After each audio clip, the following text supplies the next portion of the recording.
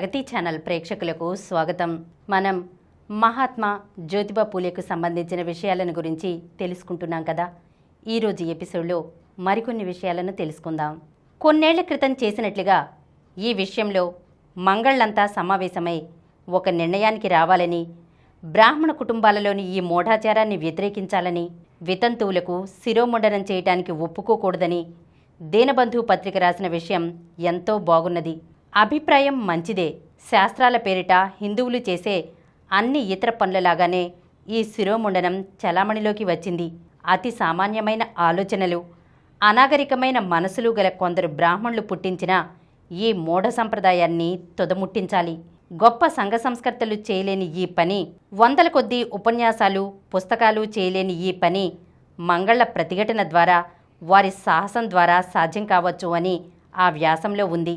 అయితే వితంతువుల శిరోముండనానికి మంగలితో పాటు వారిని బలవంతం చేసే వారి బంధువులు బాధ్యులేనన్న విషయం వ్యాసకర్త నొక్కి చెప్పకపోవటం విచారకరం అన్నారు పరమానంద్. ఈ విషయమై ఆ పత్రిక చేసిన బహుళ ప్రచారాన్ని అభినందిస్తూ ఇతర పత్రికల సంపాదకులు కూడా సంస్కరణ దృష్టితో ఈ విషయానికి ప్రచారం ఇవ్వాలని కోరారు. చిన్న సెలయేళ్లే మహాప్రవాహాలవుతాయి. ఏ గొప్ప పనికైనా ఆరంభం చిన్నదిగానే ఉంటుంది అంటూ ఆయన ముగించారు. ఆయన ఈ ఉత్తరం రాయడానికి వారం రోజుల ముందు హిందూ ప్రకాష్లో ఒక ప్రకటన వెలువడింది. దాని సారాంశం ఇలా ఉంది. శిరోముండనం ద్వారా బలవంతంగా వికృత రూపం పొందుతున్న వితంతు హిందూ యువతల సానుభూతి పరుడొకరు ఈ విధంగా తెలియజేస్తున్నారు. ఈ విధమైన అత్యాచారానికి గురైన వారెవరైనా తమను శిరోముండనానికి బలవంతం చేసిన వారిపై ఇండియన్ పీనల్ కోడ్ 352వ సెక్షన్ కింద గాని, ఇతర సెక్షన్ల కింద గాని కేసు పెట్టవచ్చు. బ్రాహ్మణ కులాలకు చెందిన బాలికల విషయంలో తండ్రిపై గాని, సంరక్షకునిపై గాని కేసు పెట్టవచ్చు. ఈ అత్యాచారాల విషయంలో మెజిస్ట్రేట్ దగ్గర కేసు పెట్టదలుచుకుంటే తీర్పు వచ్చే వరకు అందుకు అయ్యే న్యాయపరమైన ఖర్చు భరించడానికి ఈ ప్రకటనదారు సిద్ధంగా ఉన్నారు. ఈ అవకాశం 1890 సంవత్సరాంతం వరకు అందుబాటులో ఉంటుంది. పరిస్థితులు అనుకూలిస్తే ఇంకా పొడిగించవచ్చు కూడా. అవసరమైన వారు 15/2/1890లోగా ఏ సుబోధ్ పత్రిక లేదా హిందూ ప్రకాష్ పత్రిక చిరునామాను సంప్రదించవచ్చు. ఈ ప్రకటన ఇచ్చిన అజ్ఞాత వ్యక్తిని ఎందరో అభినందించారు. మామ పరమానంద్ ఆయన్ను అభినందిస్తూ రాసిన లేఖ 11/3/1890న హిందూ ప్రకాష్లో వచ్చింది. శిరోముండనం అనే క్రూర చర్యలో మంగలి కూడా భాగస్వామి అవుతాడన్న అంశాన్ని ఇతర స్థానిక పత్రికలు కూడా ప్రచారం చేశాయి. ఈ నేరంలో చట్టరీత్యా మంగళ్ళు కూడా శిక్షార్హులవుతారు అని చేస్తున్న ప్రచారము, హిందూ ప్రకాష్లో వెలువడిన ప్రకటన మౌలికమైన మార్పుకు దోహదమిస్తున్నాయని, ఇది మంగళ్లకు హెచ్చరిక అని పరమానంద్ రాశారు. సనాతన ధర్మానికి నిలయమైన నాసిక్లోని బ్రాహ్మణుడొకరు శిరోముండనం లేకుండా ఇతర కర్మకాండ జరపడానికి ముందుకు రావటం కూడా గొప్ప సంచలనం కలిగించింది. ఈ విషయం కూడా పరమానంద్ తన లేఖలో ప్రస్తావించారు.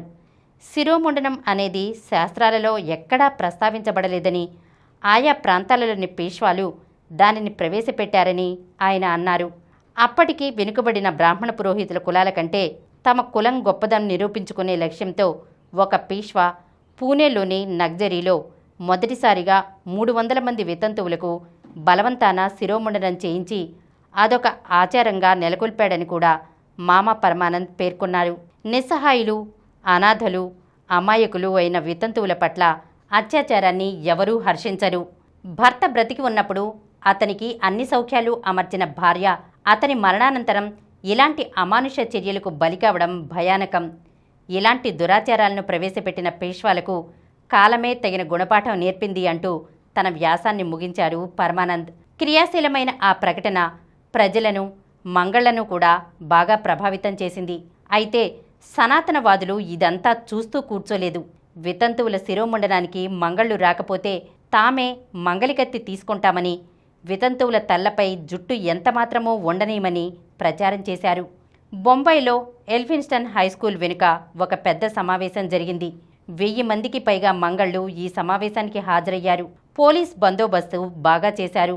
సాదోబా కృష్ణాజీ అనే మంగలి సభాధ్యక్షుడు. సభలో చాలామంది ఉపన్యసించారు. ఉపన్యాసాలన్నీ ఉత్తేజకరంగా ఉన్నాయి. అమాయకులైన వితంతు బాలికల శిరోజాలు తీయటం వల్లనే తమ వృత్తికి గౌరవం లేకుండా పోయిందని కొందరు వాపోయారు. ఇక మీదట విగత భర్తకులైన బాలికలకు నూతన వితంతువులకు శిరోముండనం చేయరాదని నిర్ణయించారు. ఈ నిర్ణయం తీసుకున్న మంగళ్లను అభినందించాలనే నిర్ణయానికి వ్యతిరేకంగా వ్యవహరించిన వారిని తమ ఇళ్లకు రానియకూడదని మామా పర్మానంద్ సంస్కరణవాదులను కోరారు. వితంతుల దుస్థితిని తొలగించడానికి జరుగుతున్న ఈ ఉద్యమం ఇంగ్లాండ్ దేశపు సానుభూతిని, ప్రశంసలను అందుకున్నది. వితంతువుల తలలు గొరిగించి ముసుగు వేసి ఉంచటం దేశానికి లజ్జాకరమని వారు అభిప్రాయపడ్డారు. 1890 నాటికి ఇంగ్లండ్లో స్త్రీ మంగళ్లున్నారు. 65 ఛాన్సరీ వీధుల్లోని ఒక దుకాణంలో స్త్రీలే క్షురకర్మ చేసేవారు. శాన్ ఫ్రాన్సిస్కోలోనూ మల్టాలోనూ ఆడవారు మంగలి పనిలో చాలా నైపుణ్యం చూపటం గమనించి ఆ దుకాణదారు తన షాపులో కూడా ఆ పనికి స్త్రీలను నియమించారు. వారంతా భారతదేశంలోని ఈ ఉద్యమ సమాచారాన్ని తెలుసుకుని ఇక్కడి మంగళ్ల నిర్ణయాన్ని అభినందించారు.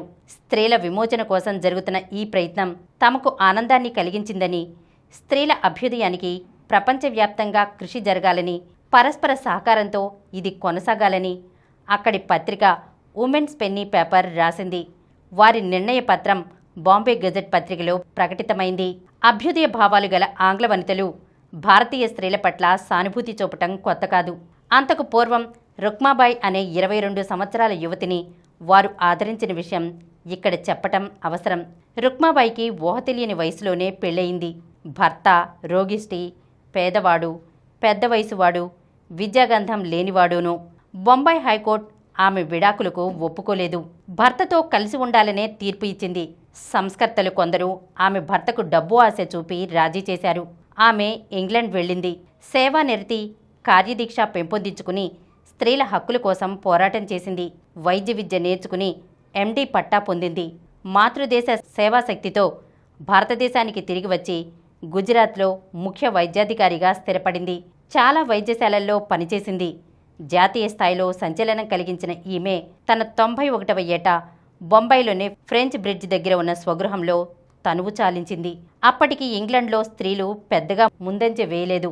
అమెరికాలో అక్కడక్కడా లాయర్లు, డాక్టర్లు, లెక్చరర్లు, మెజిస్ట్రేట్లు ఉన్నారు. వీరంతా వేళ్ల మీద లెక్కించదగిన సంఖ్యలోనే ఉన్నారు.